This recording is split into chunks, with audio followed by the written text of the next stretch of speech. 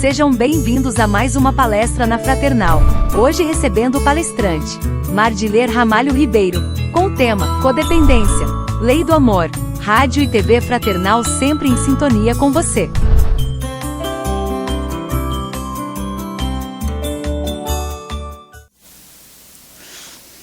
Boa noite a todos, boa tarde, bom dia. Sejam bem-vindos a mais esse nosso encontro aqui na Fraternal. E nós vamos fazer uma prece inicial e convidamos a todos que estejam conosco em pensamento. Dessa maneira, então, elevamos o nosso pensamento, os nossos corações na direção do nosso Mestre Jesus, que jamais nos abandona em qualquer momento, em qualquer instante. Muito pelo contrário, através da sua presença espiritual e dos seus abnegados colaboradores, estão sempre nos orientando sobre os aspectos, sobre as direções, sobre as nossas escolhas. Assim nós te agradecemos, Mestre, por toda ajuda e toda orientação, e principalmente pelo teu Evangelho. Se conosco agora e sempre. Graças a Deus. Queridos amigos, queridas amigas, nós vamos tratar do tema da codependência. E depois, então, o nosso aspecto evangélico, que está relacionado a esse tema, é amar o próximo como a si mesmo, a lei de amor. O aspecto da codependência, ele não é muito divulgado pelo que nós, via de regra, né? Pelos meios mais fáceis. Mas nós vamos trazer aqui alguns aspectos muito importantes que não podem ser esquecidos nesta relação do adicto, do dependente, daquele que tem compulsão, com os seus familiares, com aqueles que amam, com aqueles que estão mais próximos da nossa convivência. Antes vamos relembrar o conceito de codependência. O que será a tal da codependência? Como nós normalmente abordamos os nossos temas relativos à dependência química, nós vamos principalmente focalizar nesta direção.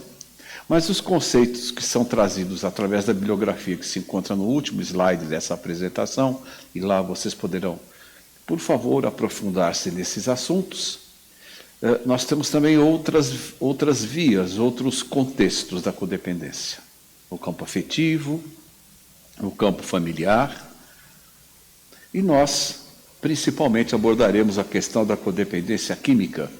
E é claro, pessoal, que a codependência química, a codependência afetiva e a codependência familiar, elas não são separadas, né, de uma maneira bastante grande entre uma e outra. Existem vasos comunicantes entre estes três aspectos.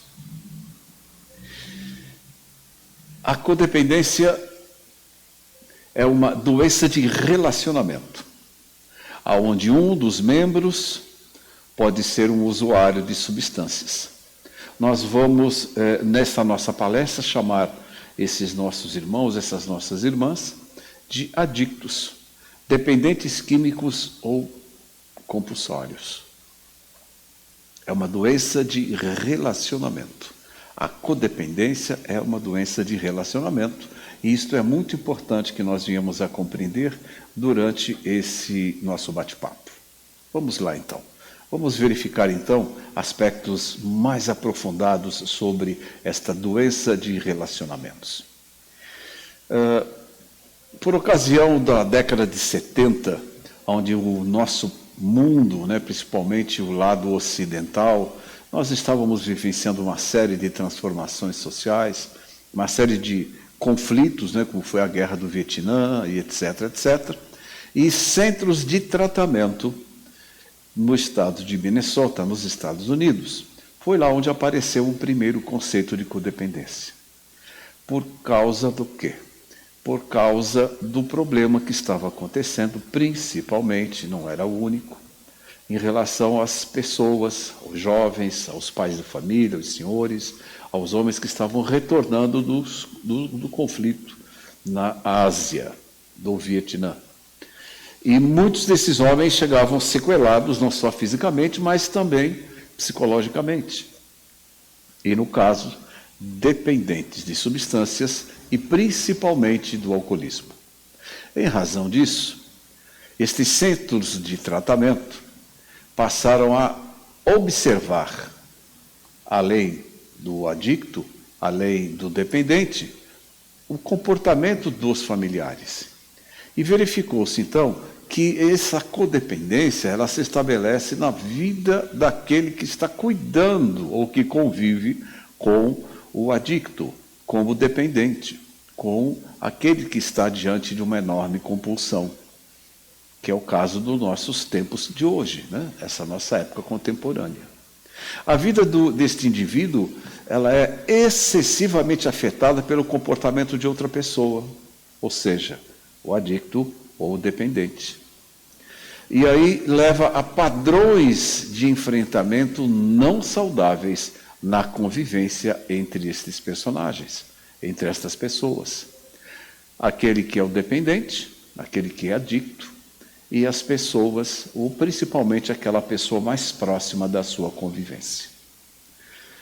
Trata-se de um distúrbio de pessoas que estão fortemente ligadas emocionalmente ao adicto ou ao dependente.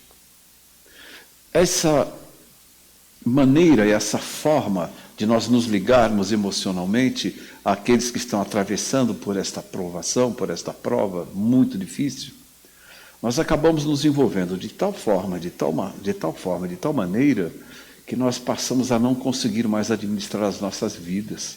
Isso vai se ampliando rapidamente, de tal maneira e de tal enormidade, que esta relação fica psicologicamente muito abalada.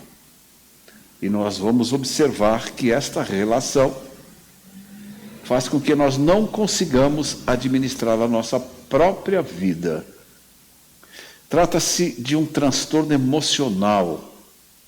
E nós passamos, então, a depender psicologicamente e até mesmo fisicamente, por vezes, daquele indivíduo que está nesta prova.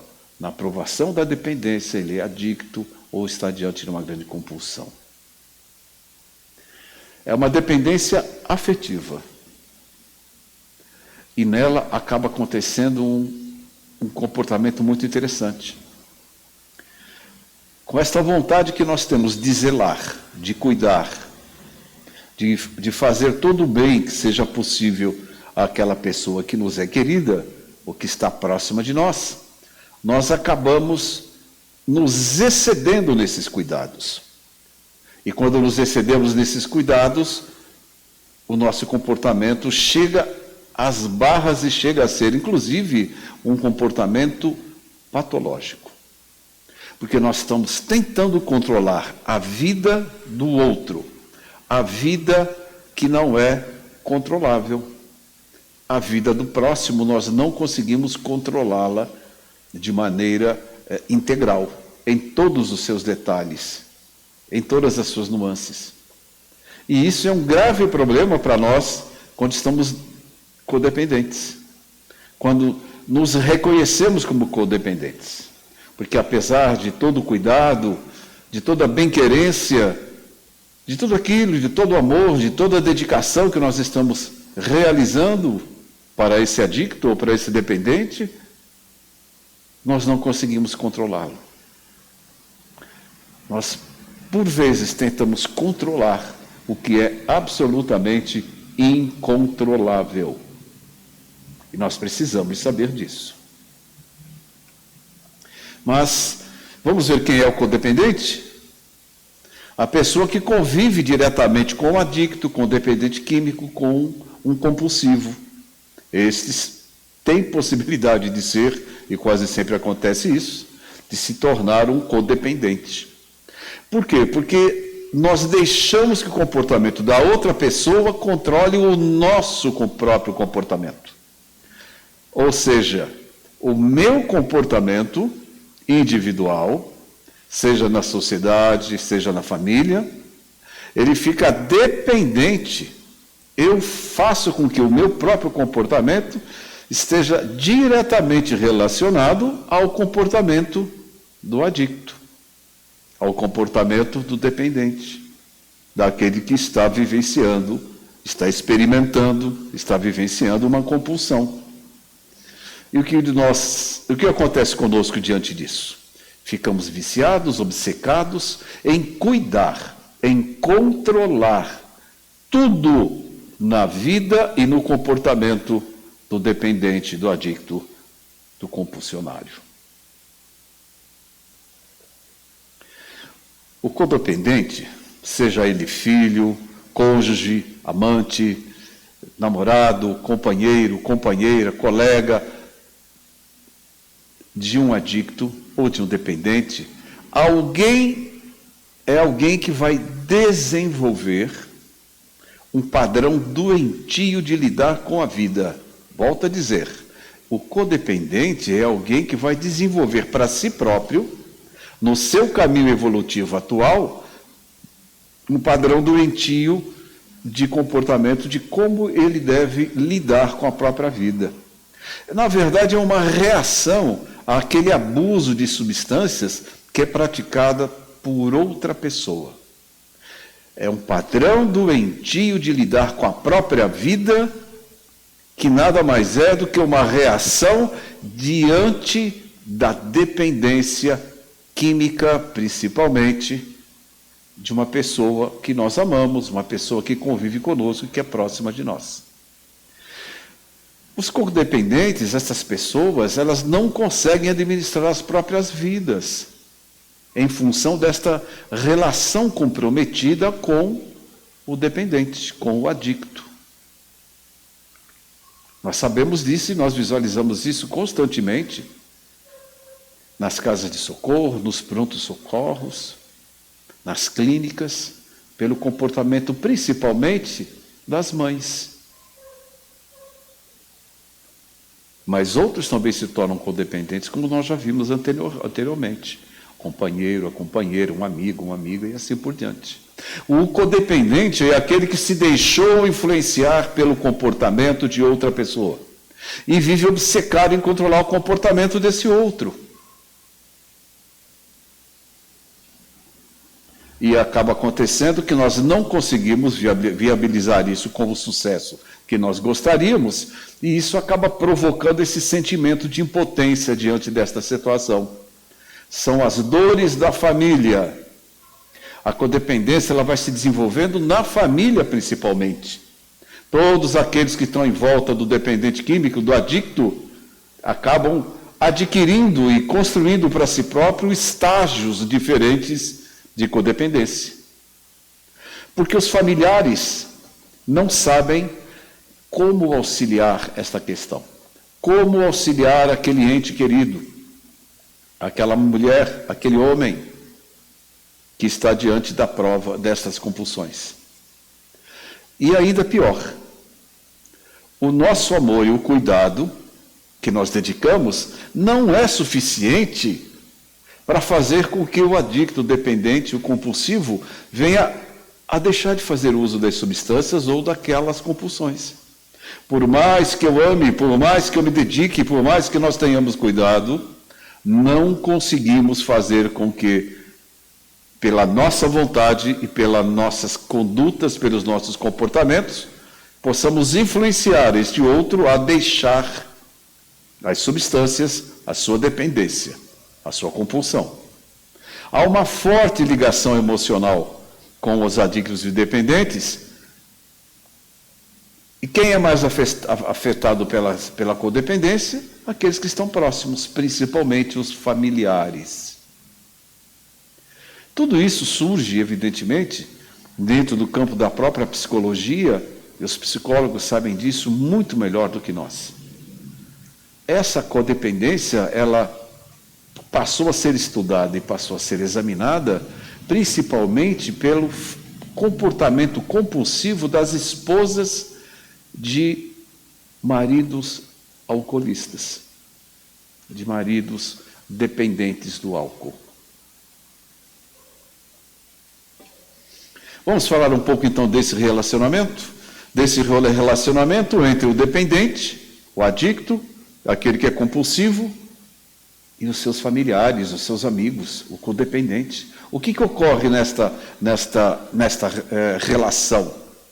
Ela é um distúrbio acompanhado de ansiedade, de angústia, de compulsão obsessiva em relação à vida do adicto e do dependente. Esse distúrbio nós vamos construindo dentro de nós, isso numa velocidade muito grande, muito rápida. Porque nós queremos ver o bem do outro, queremos ver a felicidade do outro segundo o nosso prisma, e desenvolvemos ansiedade, angústia, compulsão obsessiva. Os familiares codependentes, eles também apresentam uma forma de dependência. Olha que importante, pessoal. Familiares codependentes também apresentam uma forma de dependência. Uma dependência não de substâncias, mas do vínculo com o adicto, com o dependente. Do vínculo sentimental, do vínculo afetivo. É aí onde nós desenvolvemos a nossa dependência. O dependente, ele tem a intenção real, o codependente, ele tem a intenção real de ajudar. O problema é que esta ajuda não dá muito resultado. É pouco resultado. Por mais amor, por mais dedicação, por mais bem-querer, os resultados não dependem dos familiares. Os resultados são baixos. São poucos resultados.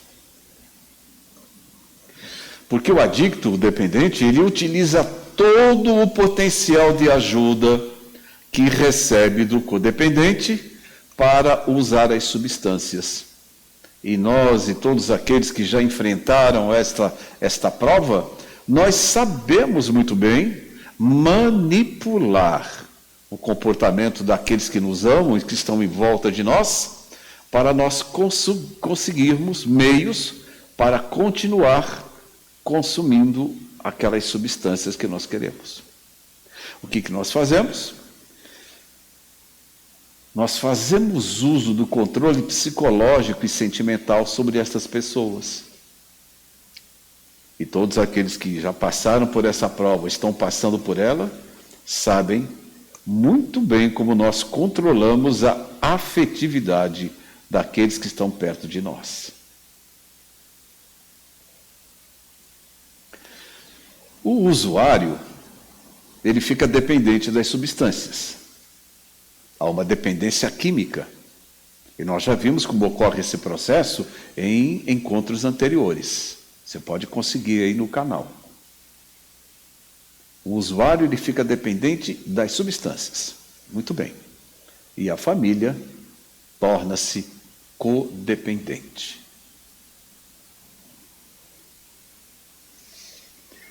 Daí então desenvolve-se o sentimento de sobrecarga, porque nós passamos a assumir as funções, os trabalhos, os deveres, as obrigações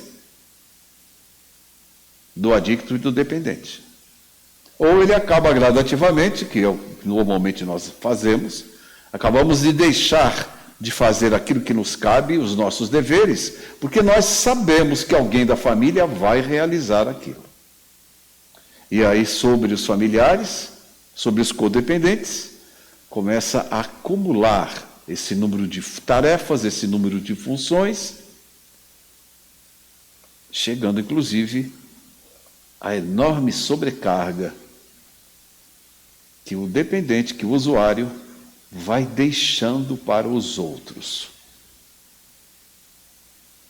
Desenvolve-se o sentimento de culpa, e aí está o grande mal, um grande mal, porque isso não leva a nada, isso leva inclusive ao desespero, porque o codependente acaba acreditando que o outro é o usuário de substâncias, por exemplo, de substâncias não legais, não legalizadas, por algo que ele fez ou que ele deixou de fazer.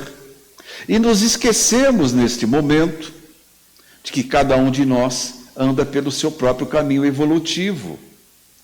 E neste caminhar, nós temos as nossas tarefas, as nossas obrigações, que precisamos realizar e vivenciar. Por isso que não adianta deixar as tarefas para os outros, e nem observar o codependente desenvolver o sentimento de culpa, do qual nós, usuários, nesse momento, nos aproveitamos. E aí o codependente, por não conseguir ajudar o familiar ou o amigo, desenvolve um enorme sentimento de culpa por acreditar que deixou de fazer alguma coisa, ou que deveria ter feito, ou que não deveria ter feito algo na vida daquela pessoa. E nos esquecemos de que esses caminhos são individuais e cada um de nós vai aprendendo gradativamente a fazer as melhores escolhas.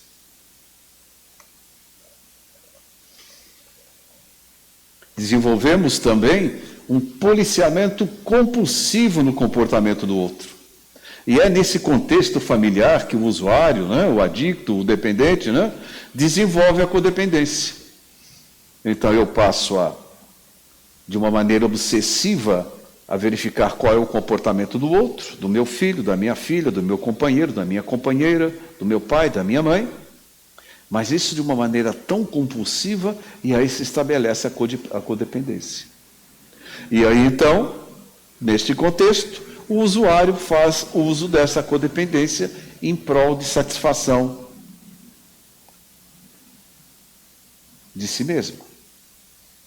O codependente, ele fica atado, ele fica amarrado, fica atrelado emocionalmente, e aí ele adere completamente à vida do outro, do usuário.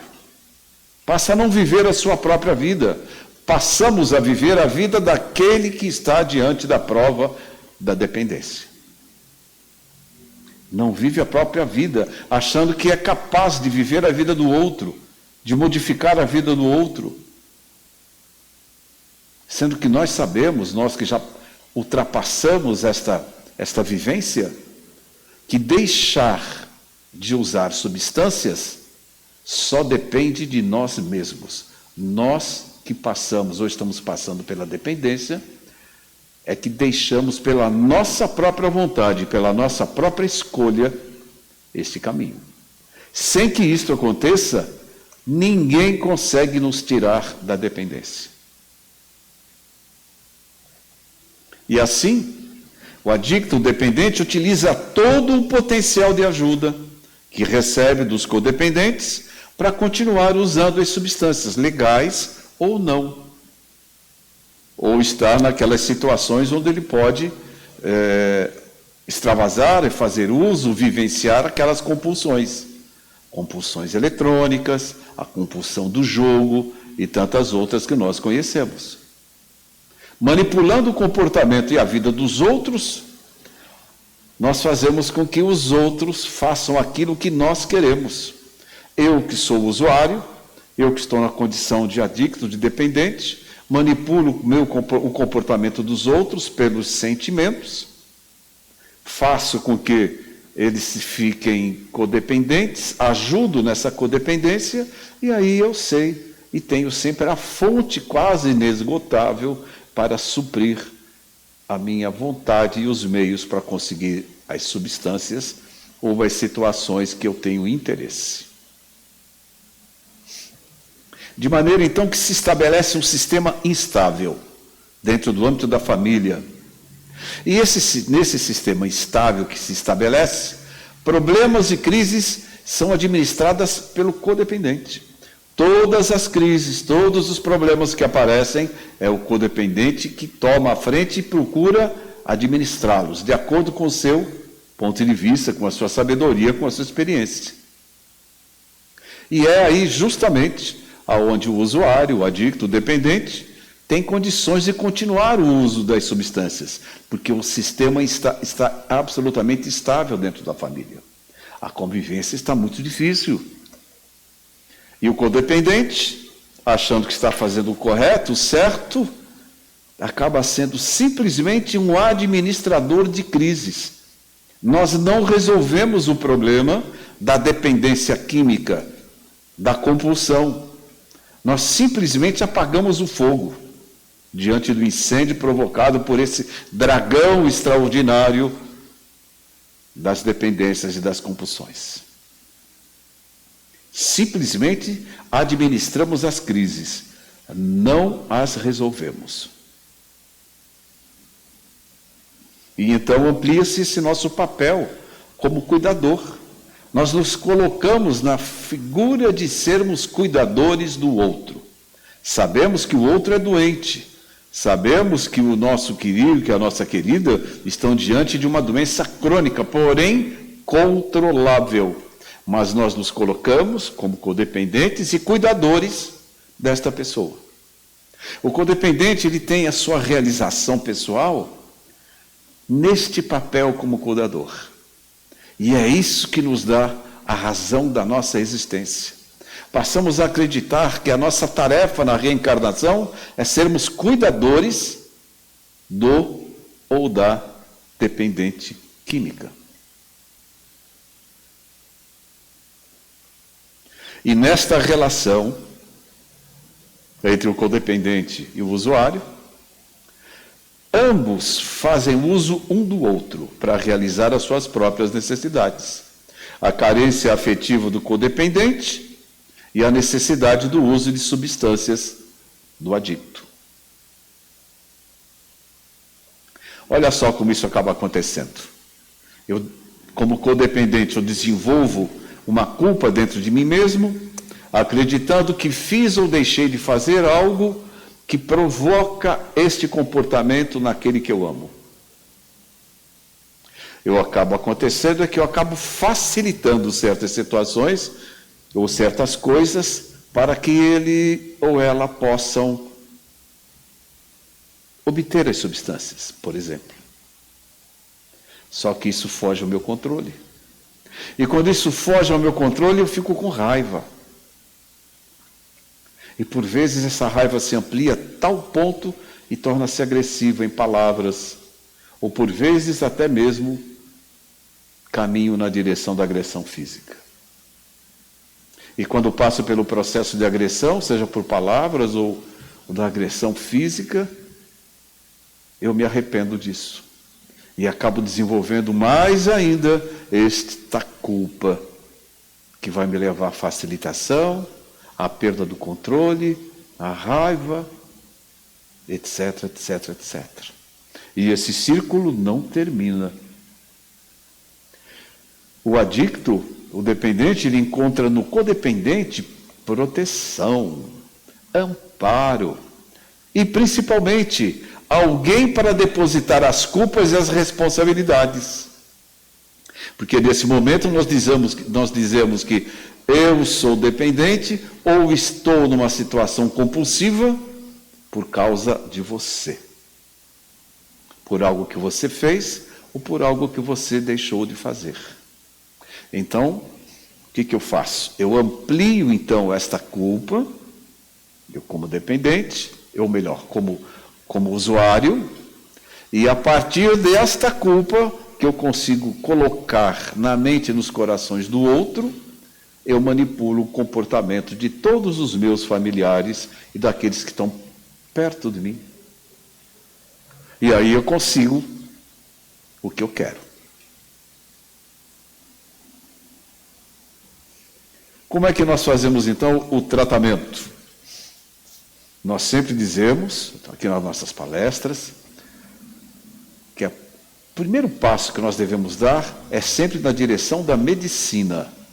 Procurar a medicina, a psicologia, a psicoterapia e todas as outras ciências. Primeiro vamos procurar a saúde, vamos procurar a ciência.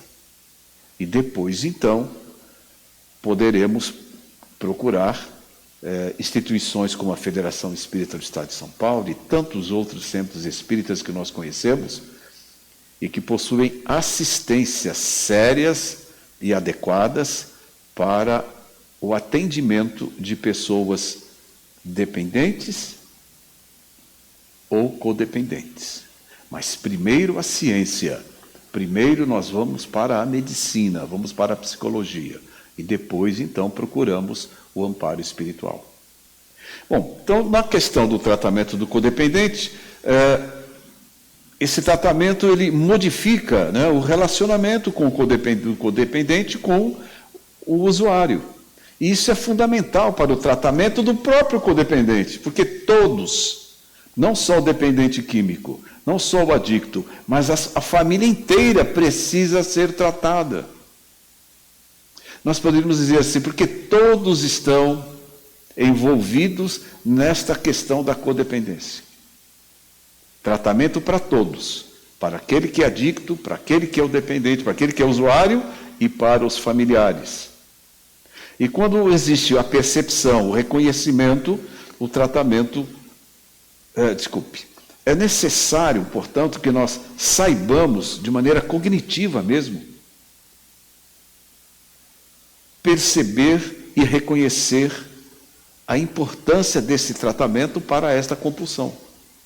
Precisamos reconhecer primeiro que a compulsão, esta compulsão chamada codependência, que ela existe. Precisamos reconhecer que nós estamos envolvidos com ela e que necessitamos de tratamento. E sabemos que esse tratamento, quando bem realizado, vai dar certo. Vai melhorar, sim, a relação entre as pessoas envolvidas nesse fenômeno. Então, o relacionamento com o adicto, ele é patológico. E os esforços em ajudar e proteger, eles não prosperam. Daí a necessidade de irmos à medicina, de irmos à psicologia. Porque trata-se de uma relação patológica entre as pessoas envolvidas na dependência e na codependência. A codependência é uma família adoecida. Quando ocorre na família este fenômeno social que abarca o mundo inteiro, da dependência química e de outras compulsões, é porque já existe algum problema dentro da família. Lá atrás. E aí nós precisamos caminhar na direção de descobrirmos quais são esses problemas e irmos nos tratar. Primeiro na medicina, na psicologia, na ciência. E depois nas nossas assistências espirituais. A codependência e essa dependência química envolve toda a família. Por isso que nós costumamos dizer que se trata de uma doença familiar. E como é uma doença familiar, todos precisam ser tratados. Todos precisam conhecer, saber conhecer e se submeter ao tratamento. O codependente que age escondendo os fatos, porque nós ficamos, que se constitui numa vergonha para todos, por total desinformação da nossa parte, ficamos envergonhados e passamos a esconder esse problema que nós temos na família, de outras famílias, das outras pessoas que conosco convivem ali no nosso bairro. E nós achamos que fazendo isso, isolando o dependente, isolando essa situação, que nós estamos fazendo bem, que nós estamos ajudando. Mas ao contrário, quando nós assim fazemos, nós estamos adiando o problema. Nós estamos escondendo, colocando uma neblina sobre esta questão. Nós não a estamos resolvendo, não estamos indo até as raízes do problema, que envolve todas estas pessoas que estão vinculadas naquela família à dependência e à codependência. Na realidade, então, nós estaremos adiando uma possível solução. Portanto, não adianta esconder. E o familiar, aquele que convive com o dependente, com o adicto, com aquele que está diante da compulsão, não é responsável pelo uso das substâncias. E a tão desejada sobriedade, a volta à normalidade, depende de quem? De quem está andando o seu próprio caminho, de quem está percorrendo a sua estrada evolutiva. Porque nós somos donos do nosso destino. Somos herdeiros de nós mesmos. E vamos trilhando o caminho evolutivo na faixa socioeconômica, nas vivências sociais, filosóficas, religiosas, familiares, etc., de acordo com as nossas possibilidades intelectuais e morais, mas o caminho é individual. E a volta à normalidade, ou à quase normalidade, não é? Porque Nós ficamos afetados, de alguma maneira, sempre pela dependência química, fisicamente e psicologicamente, e essa reconstrução é individual. Ou seja, é o usuário que vai empreender em si mesmo, em nós mesmos. Eu preciso entender e querer, favorecer. Se isso não ocorrer, ninguém vai conseguir nos ajudar. A ajuda externa é boa, claro, cria um clima agradável, evidentemente. Mas se eu não quiser, ninguém vai conseguir me afastar das substâncias. Portanto, todos nós que estamos próximos de pessoas que estão vivenciando a dependência e são adictos, ou têm outras compulsões, é necessário que nós venhamos aprender a abrir mão do dependente químico. Não é abandoná-lo, mas é entender que ele tem a vida dele, ela tem a vida dela, e eu tenho a minha. Eu tenho que continuar vivendo. Eu, familiar, tenho que continuar andando o meu caminho evolutivo, ajudando sempre que possível e necessário, sem abandonar. E nós sabemos que os nossos irmãos e irmãs que ainda se encontram na dependência, e nós temos muitas entrevistas, muito trabalho científico feito nesse respeito, onde essas pessoas nos dizem, depois de 10, 15, 20 anos na dependência, que o mais importante para se deixar esta prova absolutamente difícil é o apoio familiar. É o amor da família. É não se sentir abandonado. A família não deve abandonar o dependente. Mas aqueles que fazem parte do grupo familiar devem continuar vivendo e evoluindo as suas próprias vidas. Nenhum de nós consegue viver a vida do outro.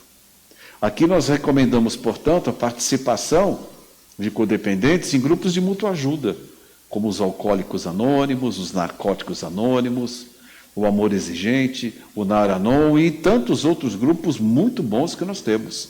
E o acompanhamento psicológico individual e, se for necessário, em grupo, com o grupo da família.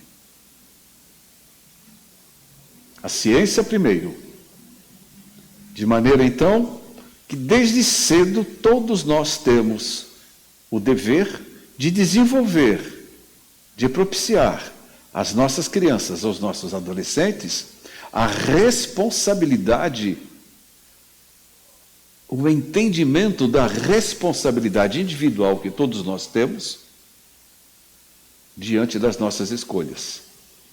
Aprendamos, então, a fazer as melhores escolhas. E isso nós precisamos ensinar para a criança até os 7 anos e continuar exemplificando depois dos 7 anos. Para fazermos as melhores escolhas dos nossos amigos, das nossas amigas, porque assim nós estaremos atraindo os melhores amigos da espiritualidade. Estaremos fazendo as melhores escolhas. Porque nós somos livres para fazer as nossas escolhas. Mas, como diz aqui Pablo Neruda, somos prisioneiros das consequências. Plantemos boas sementes para colhermos no futuro. E isso precisa ser ensinado. E definitivamente, ninguém reencarna ou vive para ser adicto, dependente ou compulsivo. Estamos aqui para viver e aprender a sermos cada vez mais felizes e proporcionarmos felicidade aos nossos semelhantes. Aproveitando então isto, nos faz relembrar então a lei de amor, que preside todas as humanidades em todos os planetas. E Jesus, na sua sabedoria, resumindo todos os 10 mandamentos, nos trouxe a lei de ouro. Amarmos a Deus, sermos subordinados ao nosso, humildes diante do nosso Criador, que sabe o que nós necessitamos para a nossa evolução incessante, através dos milênios das reencarnações, e fazermos ao outro o que nós gostaríamos que fosse feito a nós. Sejamos dependentes ou codependentes. Portanto, amar o próximo significa fazer o bem. Porque nós ainda não compreendemos bem esse verbo amar, na sua complexa, né, na sua amplitude maravilhosa. Fazer o bem, desejar o bem, viver sem conflitos, construirmos dentro de nós a paz que existe e que está depositada e que precisa esta caixinha ser destampada para nós nos sentirmos bem, nos amarmos, para podermos amar os outros. Sermos felizes para proporcionarmos felicidade aos outros. Na nossa conduta cidadã, na nossa conduta respeitosa, sabendo bem tratar crianças, adolescentes, idosos, ou aquele que divide o espaço familiar ou o espaço dentro do trabalho. Uma sociedade só evolui na paz se cada um dos seus membros viver nesta paz tão desejada. É a nossa obrigação individual em nossa coletividade. É a coletividade expressa o que nós temos individualmente em nossos corações. Assim, lembremos-nos também de que amar não é somente aquele amor de namorado para namorada. É muito mais do que isso. É isso e muito mais. É o sentimento principal que nós ainda nesse nível de compreensão moral e intelectual dessa nossa humanidade terrestre, nós ainda conseguimos entender um pouco, porque é muito mais abrangente do nosso entendimento, além do nosso entendimento. E o nosso instinto é diferente de amar. Instinto é uma coisa, amar é muito maior, é muito mais amplo do que isso. À medida que nós vamos avançando, nós vamos então transformando a nós mesmos e fazendo com que os nossos instintos vão se ampliando, se transformando, se modificando a partir de comportamentos sociais mais aceitáveis, civilização após civilização. Vamos entendendo como nós nos relacionamos melhor uns com os outros, a tal ponto que nós, de forma atual, já sabemos que para amar é preciso respeitar. E o amor começa no respeito ao próximo. Amar ao próximo começa no respeito de todos, os familiares ou não familiares. Nós vamos encontrar em Mateus 22, versículo 39, amar o próximo como a ti mesmo. Este é o maior mandamento. Fazermos aos outros o que nós gostaríamos que fosse feito a nós. Olharmos os outros como nossos irmãos, em diferentes estágios de entendimento, de compreensão, de visão de vida, e graças a Deus somos diferentes. E graças a Deus estamos em estágios de compreensão e de entendimento diferentes, porque isso faz com que sejamos mais criativos. E nesta vivência dessa criatividade, na convivência com os diferentes, nós ampliamos a nossa capacidade de pensar, de sentir e de agir como seres inteligentes destinados à felicidade verdadeira. Esta é a vontade do nosso Pai. E para que nós consigamos isto, sermos verdadeiramente felizes, entendermos todos esses fenômenos que acontecem à nossa volta, dentro da nossa família, inclusive na questão da dependência química, a base moral para nós enfrentarmos todos os problemas individuais e coletivos são as lições que o nosso Mestre deixou para nós. Este espírito avançadíssimo, que é o responsável pela humanidade terrestre, encarnados e desencarnados. Jesus Cristo, o seu exemplo de como nós deveríamos nos tratar uns com os outros, está registrado no Novo Testamento. E esta demonstração prática de como nós devemos agir uns com os outros é o caminho a ser seguido, para nós estabelecermos e construirmos e darmos vazão a esta paz e a felicidade que todos nós almejamos. Longe do apego das coisas materiais, longe do orgulho e do egoísmo que tanto influencia, inclusive, na questão da dependência química e das compulsões.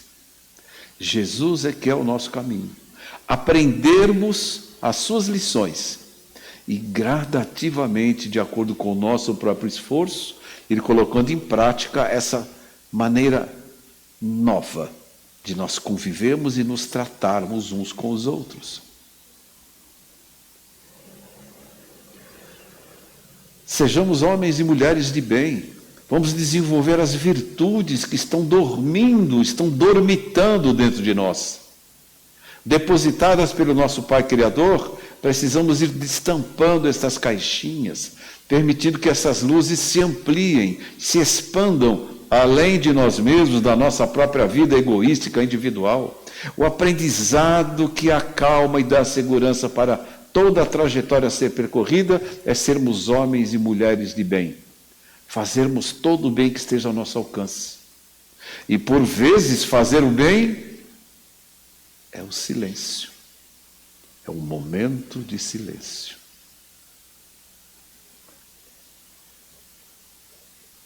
Quais são os instrumentos da nossa vitória? Nós já sabemos, Jesus exemplificou e disse isso abertamente, e está à nossa disposição para a nossa leitura e conhecimento lá no Novo Testamento. Quais são os instrumentos da vitória? A fé. Esta virtude enorme que faz com que todas as outras virtudes progridam, cresçam, venham a se ampliar. E o Espiritismo nos traz, no momento certo, já que a humanidade já progrediu suficientemente para compreender isso, que não é fé inabalável, senão aquela que pode encarar a razão face a face, em todas as épocas da humanidade. É a fé raciocinada, aonde a ciência já está se desenvolvendo, já está chegando daqui a muito pouco tempo a um ponto de equilíbrio com o pensamento religioso. Não há fé inabalável, senão aquela que pode encarar a razão face a face, em todas as épocas da humanidade. Porque se não houver a razão, nós não acreditamos.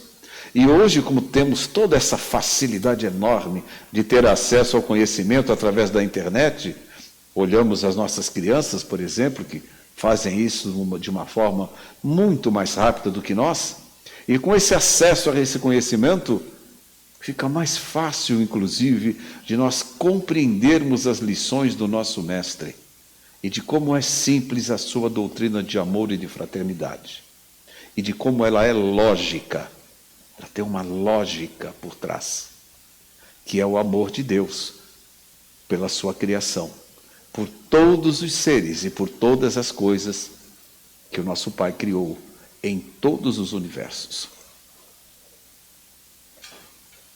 Tenhamos coragem, sim, coragem para nós nos enfrentarmos, coragem para nós nos olharmos no espelho pela manhã e estabelecermos quais são os pontos que nós precisamos evoluir. E fazer uma tabela para isso. E aí, então, vamos cumprindo etapa por etapa. Coragem para nós nos reeducarmos. Coragem para nós nos tornarmos mais verdadeiramente cristãos. E cristão não significa ir na casa espírita, ou ir ao templo nos dias e nos horários determinados. Cristão é colocar em prática as lições do Mestre, nas pequenas e nas grandes coisas, diariamente. Porque aí então nós vamos entender que é melhor a gente viver fora de conflitos, deitando boas sementes de paz e de entendimento. E isso vai tomando conta da nossa forma de pensar e a nossa maneira de viver. E as nossas condutas modificam, por causa do exemplo de Jesus. Coragem para nós nos autoeducarmos. Coragem para nós admitirmos que continuamos ainda a ser seres inteligentes, porém orgulhosos, egoístas, que precisamos aprender a perdoar, que precisamos aprender a ter paciência, que precisamos conviver com os outros que são diferentes do que nós. Graças a Deus.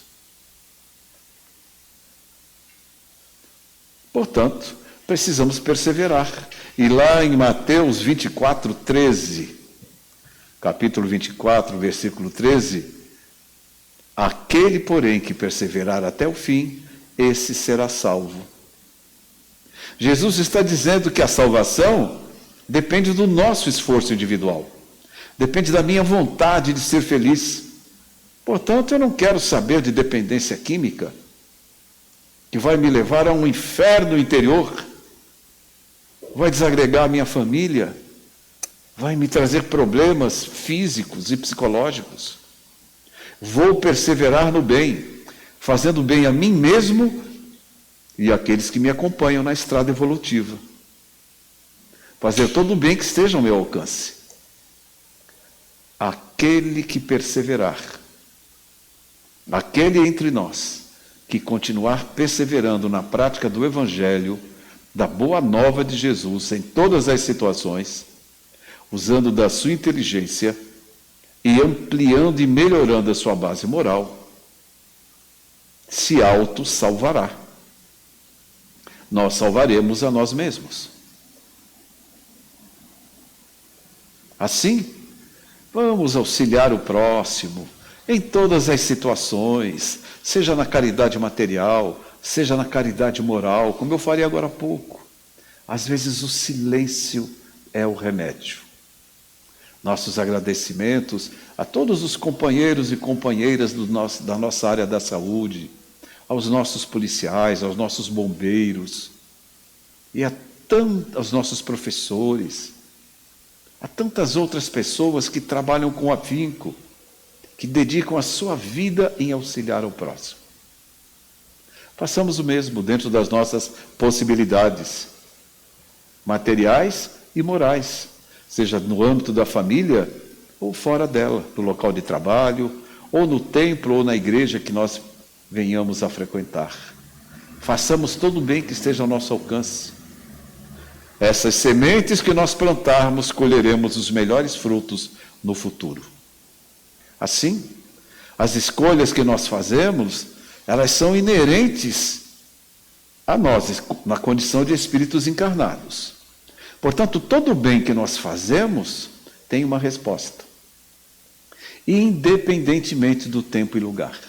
Portanto, fazer o bem faz bem para todos nós, individualmente e para toda a sociedade. Bora lá, vamos fazer o bem.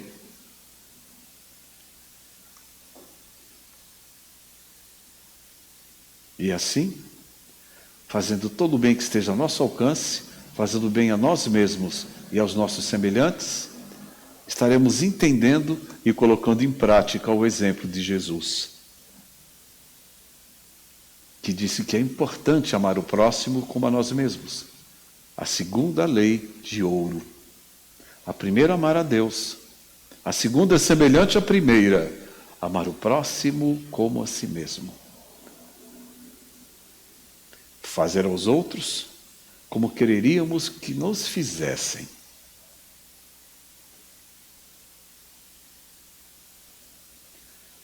O amor resume toda a doutrina de Jesus. Isso está no seu Evangelho e é repetido lá no Evangelho segundo o Espiritismo também, no capítulo 11, nos itens de 4 a 8.